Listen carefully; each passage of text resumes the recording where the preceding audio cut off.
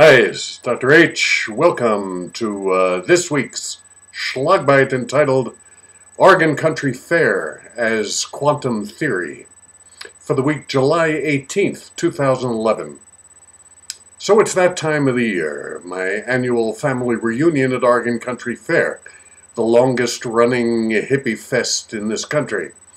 It's a community that's committed, in its own words, to creating experiences that nourish the spirit, explore living artfully and authentically on earth, and transforming culture in magical, joyous, and healthy ways.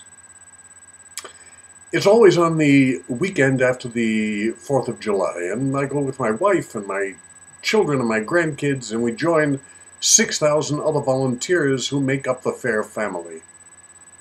A month before the fair begins, the pre-fair crew readies the grounds, rebuilds the structures, and all of the paths.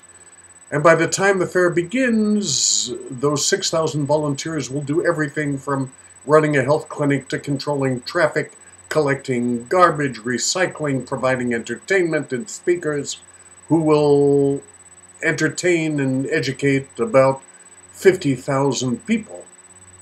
When the fair is over, a post-fair crew spends a couple of weeks cleaning it up. Oregon Country Fair is a living repudiation of what our culture says is how life works. That somehow life is a struggle and we have to be vigilant against others who would take things from us, and where we move from one crisis, whether it's terrorism, environmental crises, financial crises, from one to another. The Oregon Country Fair family is a community that gets along with each other because no matter how different the people are, we believe it's possible to live in community. A community that does not see itself as separate from each other, and that our hearts do not beat painfully alone. Our culture is changing, however, because quantum physicists are now telling us that the universe is not a collection of separate things and beings jostling around to protect ourselves from threatening forces, rather that all matter exists in the vast quantum web of connection. All living things are an energy system that's involved in a chronic transfer of information with the environment. From the intracellular level to the cosmic, we survive because we maintain contact to things other than ourselves.